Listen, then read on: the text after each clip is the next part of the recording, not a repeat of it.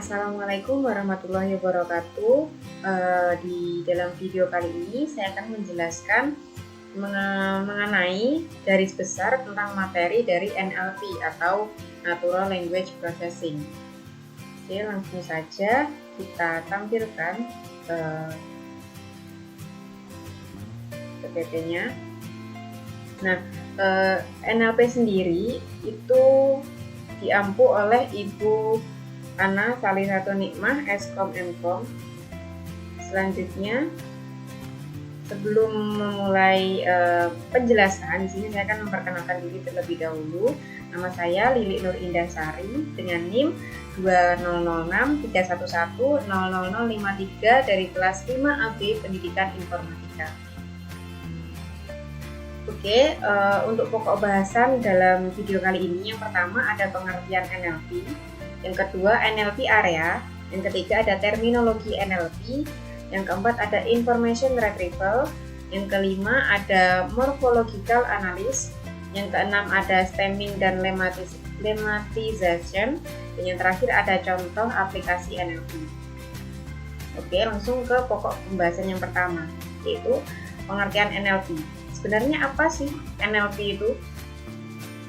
NLP atau Natural Language Processing merupakan salah satu cabang ilmu AI yang berfokus pada pengolahan bahasa natural. Nah, bahasa natural sendiri adalah bahasa yang secara umum digunakan oleh manusia dalam berkomunikasi satu sama lain. Bahasa yang diterima oleh komputer itu butuh untuk diproses dan dipahami terlebih dahulu supaya maksud dari user bisa dipahami dengan baik oleh komputer. Maka dari itu adalah cabang ilmu AI yang disebut dengan NLP. Oke, yang kedua adalah NLP area.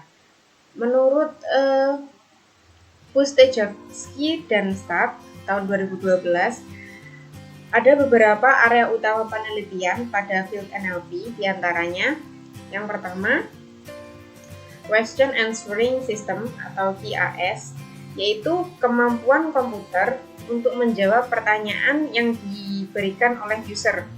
Nah, daripada memasukkan keyword ke dalam browser pencarian, dengan QAS, user bisa langsung bertanya dalam bahasa natural yang biasa digunakannya, baik itu bahasa Inggris, bahasa Mandarin, ataupun Indonesia, atau bisa dengan bahasa apapun. Selanjutnya ada summarization, yaitu pembuatan ringkasan dari sekumpulan konten, dokumen, atau email. Nah, dengan menggunakan aplikasi ini, atau aplikasi summarization ini, user bisa dibantu untuk mengkonversikan dokumen teks yang besar ke dalam bentuk slide presentasi. Selanjutnya, Machine Translation, yaitu produk yang dihasilkan adalah aplikasi yang dapat memahami bahasa manusia dan menerjemahkannya ke dalam bahasa lain, termasuk di dalamnya adalah Google Translate. Contoh lain lagi ada Bubblefish yang menerjemahkan bahasa pada real time. Untuk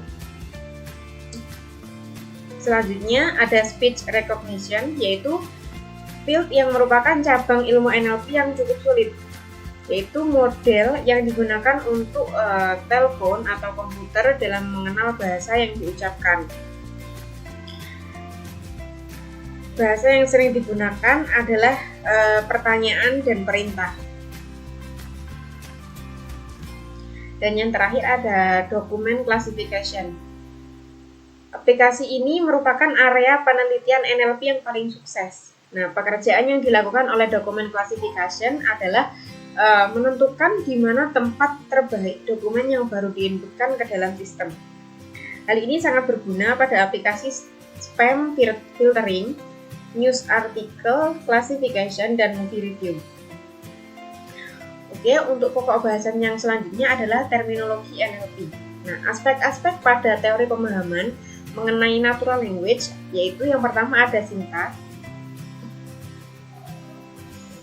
Nah, menjelaskan bentuk dari bahasa. Sintaks biasa dispesifikasikan oleh sebuah grammar.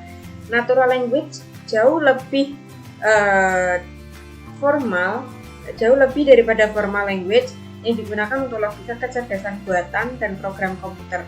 Yang kedua, semantics, menjelaskan arti dari kalimat dalam satu bahasa. Meskipun teori semantik secara umum sudah ada ketika membangun sistem natural language understanding untuk aplikasi tertentu, akan digunakan representasi yang paling sederhana. Nah, yang ketiga ada pragmatics, yaitu menjelaskan bagaimana pernyataan yang ada berhubungan dengan dunia. Untuk memahami bahasa, agen harus mempertimbangkan lebih dari hanya sekedar kalimat. Nah, agen harus melihat lebih ke dalam konteks kalimat, keadaan dunia, tujuan dari speaker dan listener, konvensi khusus, dan sejenis. Yang keempat ada morfologi, adalah pengetahuan tentang kata dan bentuknya sehingga bisa dibedakan antara yang satu dengan yang lainnya. Bisa juga didefinisikan asal-usul sebuah kata. Nah, contohnya membangunkan berasal dari kata dasar bangun, dan prefiks mem dan sufiks kan. Dan yang terakhir ada fonetik, adalah segala hal yang berhubungan dengan suara yang menghasilkan kata yang dapat dikenali. Fonetik digunakan dalam pengembangan NLP, khususnya bidang speech-based system. Oke, untuk pokok bahasan selanjutnya adalah information retrieval. Information retrieval atau IR adalah pekerjaan untuk menemukan dokumen yang relevan dengan kebutuhan informasi yang dibutuhkan oleh user. Contoh sistem IR yang paling populer adalah search engine pada World Wide Web.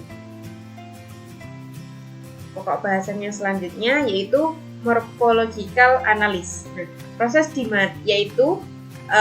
mana setiap kata yang berdiri sendiri, individual word, dianalisis kembali ke komponen pembentuk mereka, dan token non-word seperti tanda baca dan sebagainya dipisahkan dari kata tersebut. Contohnya, terdapat kalimat I want to print pills.init file. Jika morphological analysis diterapkan ke dalam kalimat di atas, maka pisahkan kata bills ke bentuk proper noun, bill, dan possessive suffix s. Yang kedua, kenali sequence.init sebagai sebuah extension file yang berfungsi sebagai adjektif dalam kalimat. Nah, di dalam morphological analysis itu sintaktik analis, ada sintaktik analis ya. Sintaktik analis harus menggunakan hasil dari morphological analis untuk membangun sebuah deskripsi yang terstruktur dari kalimat.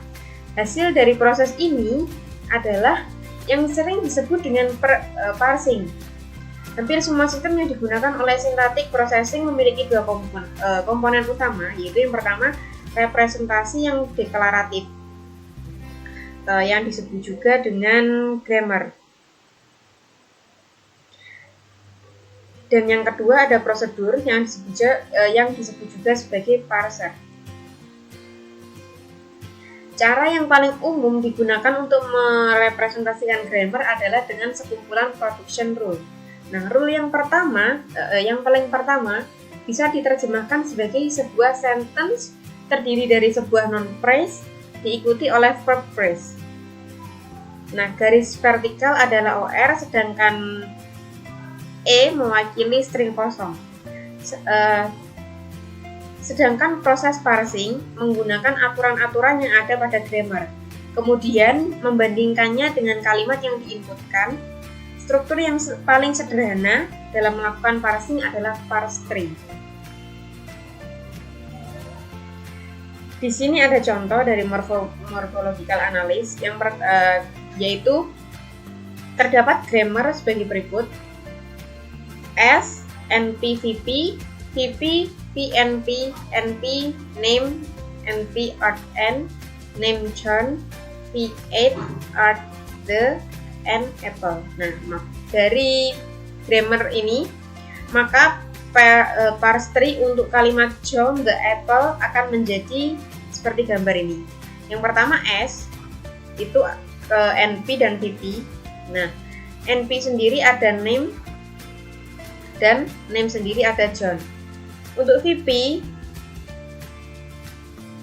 ada V dan NP, V dan NP. V sendiri ada 8 dan NP-nya ada art N. Art dan di sini N. Untuk art di sini ada the dan N ada apple seperti ini. Untuk dari parse tree untuk kalimat John ate the apple. Untuk pokok bahasanya selanjutnya adalah stemming and lemmatization.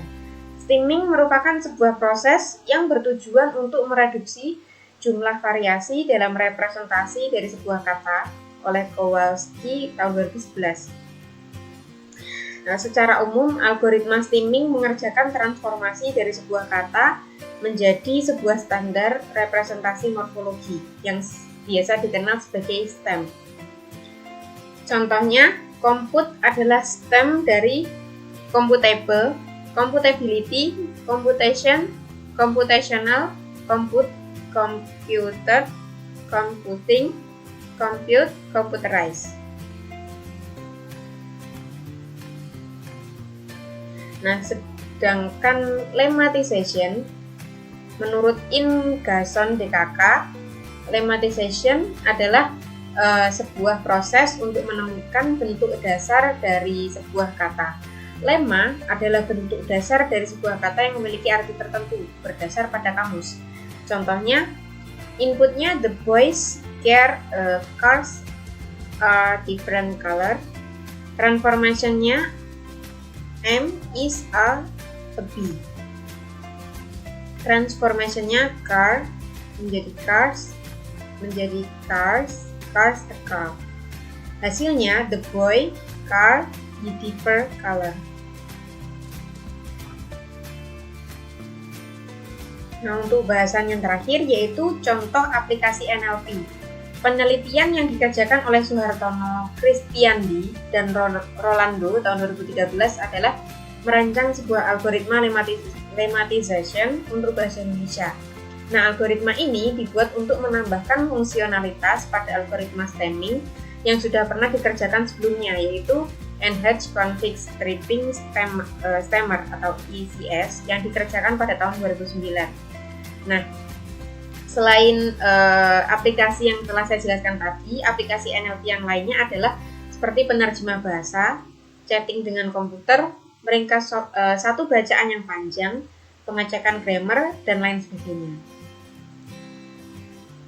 Oke, untuk referensi dari materi yang setelah saya jelaskan tadi, saya mengambil dari web dengan judul Natural Language Processing. Linknya ada di sini.